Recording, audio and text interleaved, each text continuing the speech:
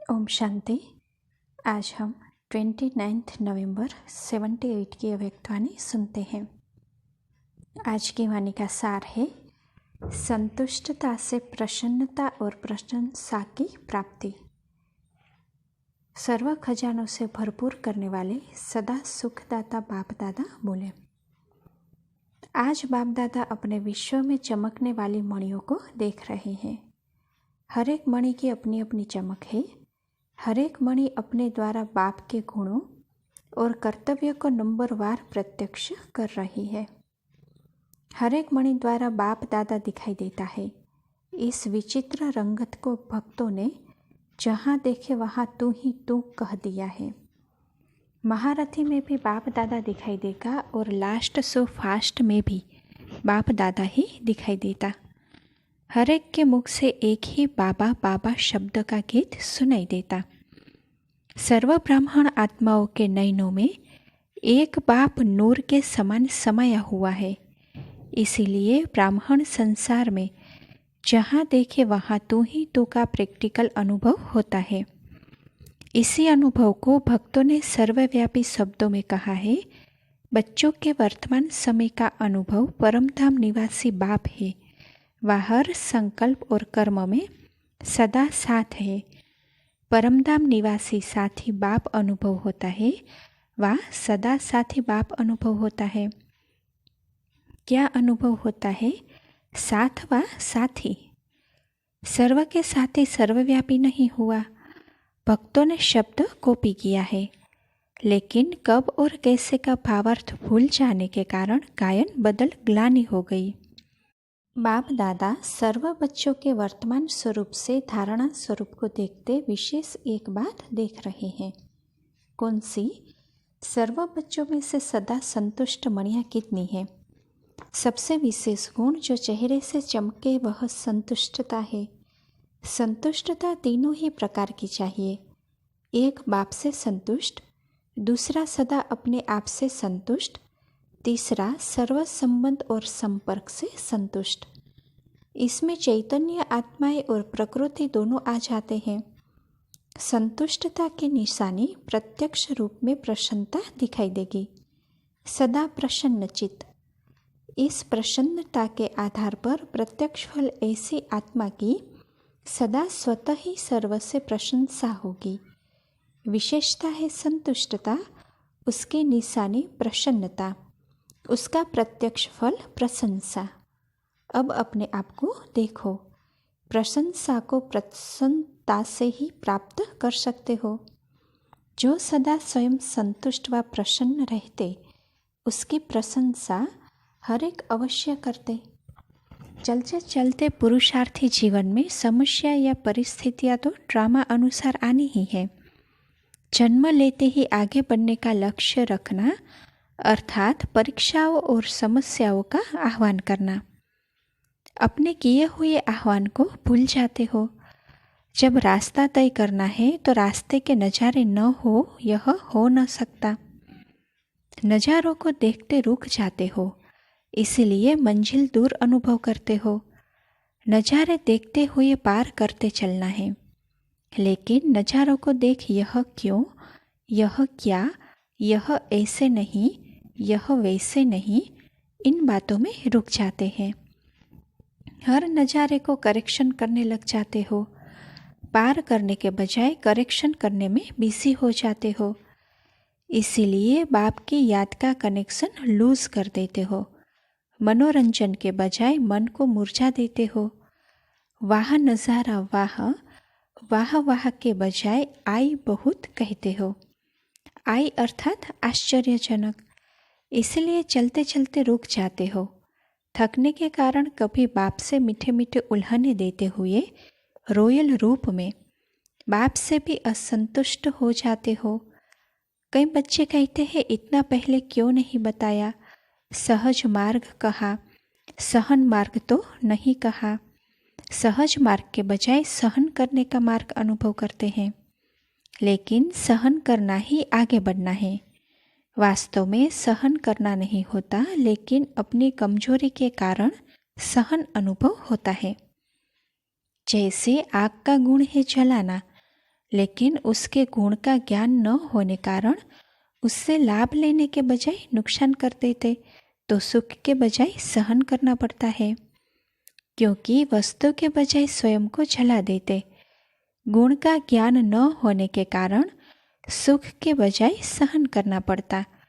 वैसे समस्या या परिस्थितियां आने के कारण उसका ज्ञान न होने के कारण आगे बढ़ने के सुख के अनुभव के बजाय सहन करने का अनुभव करते हैं। इसलिए सहज मार्ग के बजाय सहन करने का मार्ग अनुभव करते हैं। ऐसे बच्चे बाप से अर्थात बाप के ज्ञान से व ज्ञान के धारणा मार्ग से असंतुष्ट रहते हैं, साथ साथ स्वयं से भी असंतुष्ट रहते। स्वयं से असंतुष्ट तो सर्व के संबंध और संपर्क से भी असंतुष्ट। इस कारण प्रसन्न अर्थात सदा खुशी नहीं रहती। अभी अभी संतुष्ट अर्थात प्रसन्नचित, अभी अभी असंतुष्ट। इसीलिए संगम युग का विशेष खजाना अतीन्द्रिय सुख का अनुभव नहीं कर पाते हो। तो आज से सदा संतुष्ट और प्रसन्नता का विशेष वरदान स्वयं भी लो और औरों को भी दो। ऐसे ही बाप की व अपने आप की प्रशंसा कर सकेंगे। प्रशंसा का श्रेष्ठ साधन ही हर ब्राह्मण की प्रसन्नता है। कोई भी कार्य की प्रशंसा सर्व की प्रसन्नता पर आधार रखती है। इस यज्ञ की अंतिम आहुति सर्व ब्राह्मणों की सदा प्रसन्नता, प्रत्यक्षता अर्थात प्रशंसा का आवाज गूंजेगा अर्थात विजय का झंडा लहराएगा। समझा अब क्या करना है? सदा प्रसन्न रहो और सदा सर्व को प्रसन्न करो।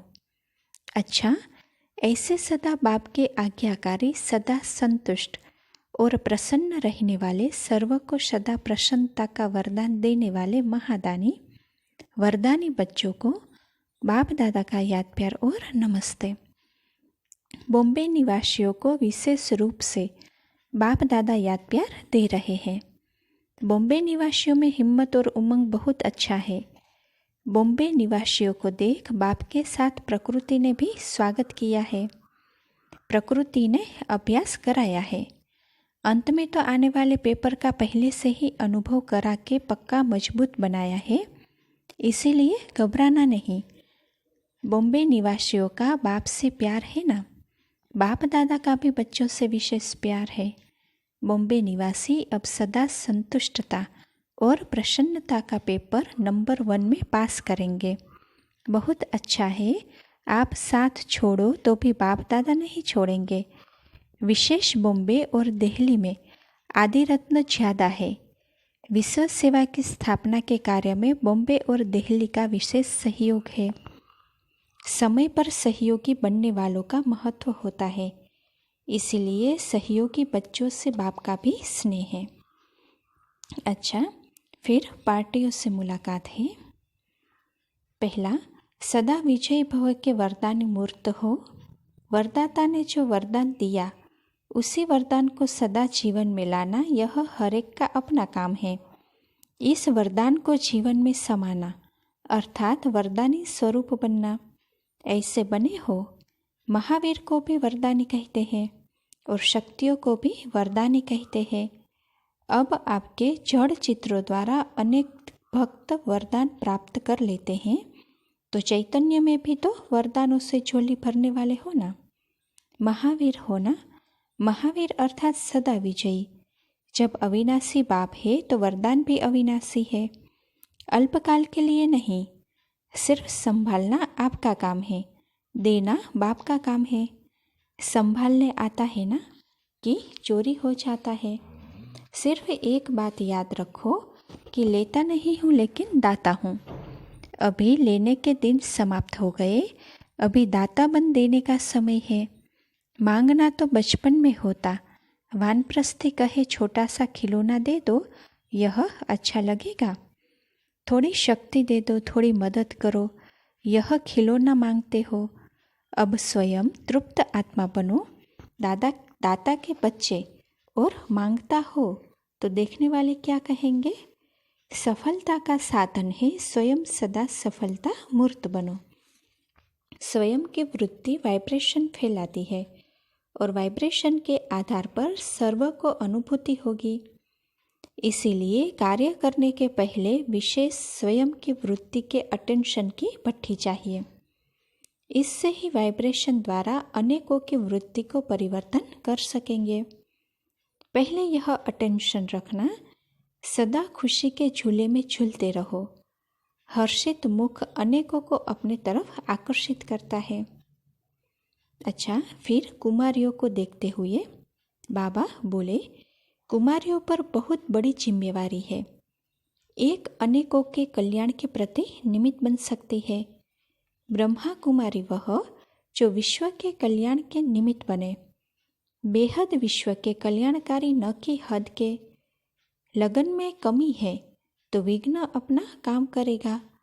अगर आग तेज है तो कीचड़ा भस्म हो जाएगा। लगन है तो विघ्न नहीं रह सकता। कर्म योग से कर्म भोग भी परिवर्तन हो जाता। परिवर्तन करना अपनी हिम्मत का काम है। कुमारियों में तो सदैव बाप दादा की उम्मीद है। अच्छा, अब इस मुरली का सार सुनते हैं। पहली पॉइंट, सर्व ब्राह्मण आत्माओं के नयनों में एक बाप नूर के समान समाया हुआ है। इसी अनुभव को भक्तों ने सर्वव्यापी शब्दों में कहा है।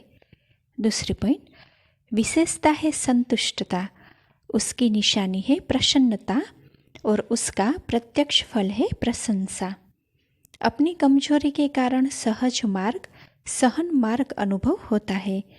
समस्या व परिस्थिति आने पर ज्ञान न होने के कारण सुख का अनुभव की बजाय सहन करने का अनुभव होता है।